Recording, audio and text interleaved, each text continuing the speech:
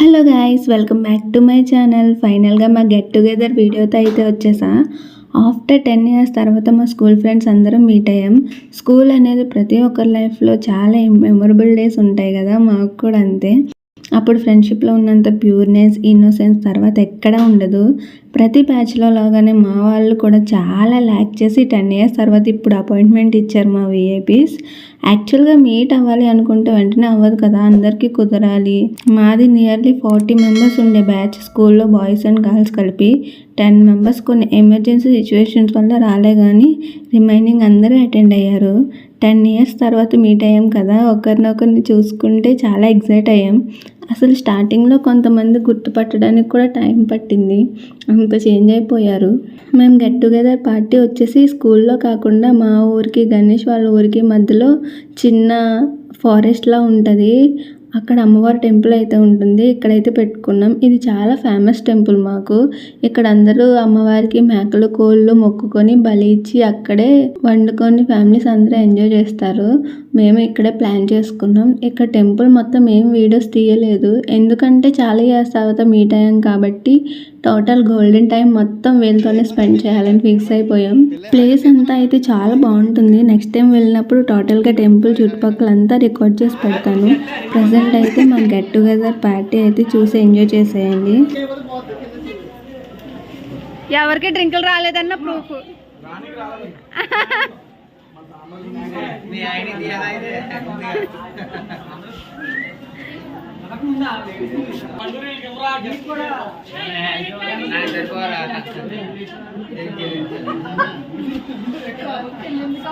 కూడా అంతా తీసుకొని తినేంత ఉంటుందా? తింటాంలే.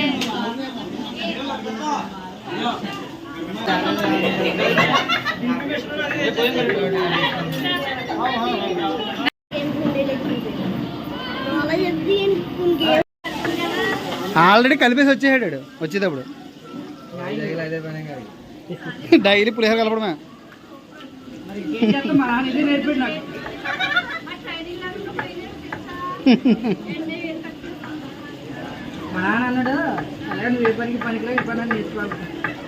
కానీ ఏదైనా ప్లాన్ చేస్తే కాదు కదా, దగ్గరుండి మీట్ సక్సెస్ చేయాలి కదా. మా బాయ్స్ కొంతమంది మార్నింగే వచ్చి ఇక్కడ ప్లేస్ చూసి వంటామని మాట్లాడి అంతా సెట్ చేశారు. ఇప్పటికీ మా వాళ్ళకున్న యూనిటీ చూసి చాలా హ్యాపీగా అనిపించింది. అసలు ఇంకా బాగా ప్లాన్ చేద్దాం అనుకున్నాం, బట్ మళ్ళీ గ్యాప్ ఇస్తే మా వాళ్ళు బిజీ అయిపోయి 10 years కాస్త 20, 30 years చేస్తారేమో అని భయం వేసి సడన్గా అయితే ప్లాన్ చేసాం. అయినా చాలా బాగా జరిగిందని చెప్పుకోవాలి. అందరం రావడం, వీళ్ళతో చిన్నప్పుడు డేస్ మెమొరీస్, అప్పుడు మేము చేసిన పనులు అన్నీ గుర్తు చేసుకొని బాగా నవ్వుకున్నాం.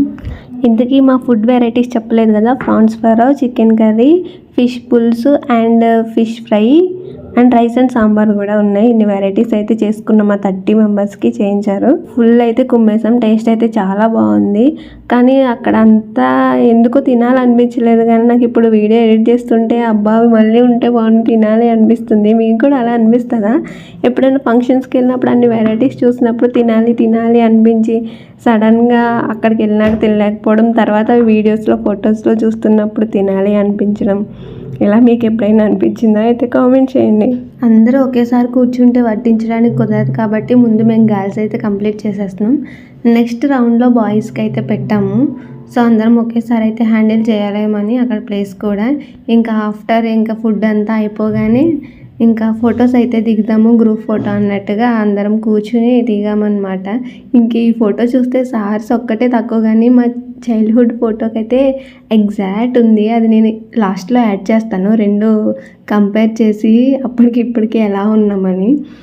అంటే ఫుల్ డీటెయిల్డ్గా కాదు, జస్ట్ ఆ స్కూల్ ఫోటోని పైన పెట్టి వీడియోని అయితే కింద పెడతా. ఇంకా గ్రూప్ ఫోటో అయిపోయిన తర్వాత ఇంకా చల్లగా ఐస్ క్రీమ్ అయితే తినేస్తున్నాం అందరం. ఇంకా మా గెట్ టుగెదర్ పార్టీ అయితే ఇలా చాలా హాయిగా హ్యాపీగా అయితే గడిచింది.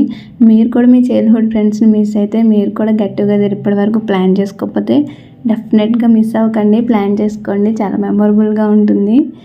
సో ఇది గైస్, మీకు వీడియో కనుక నచ్చినట్టయితే లైక్ చేయండి, షేర్ చేయండి అండ్ సబ్స్క్రైబ్ చేసుకోవడం మాత్రం మర్చిపోకండి.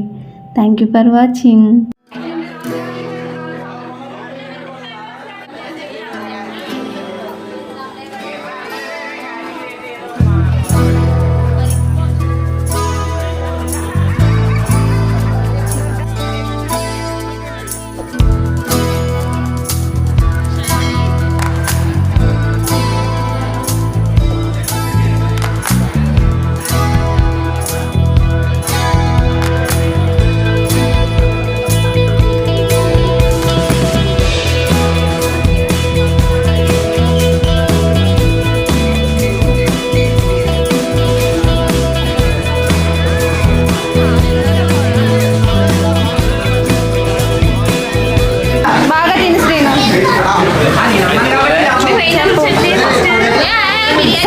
పర్ఫార్మెన్స్ నచ్చినట్లయితే 0 కొట్టేయాలి.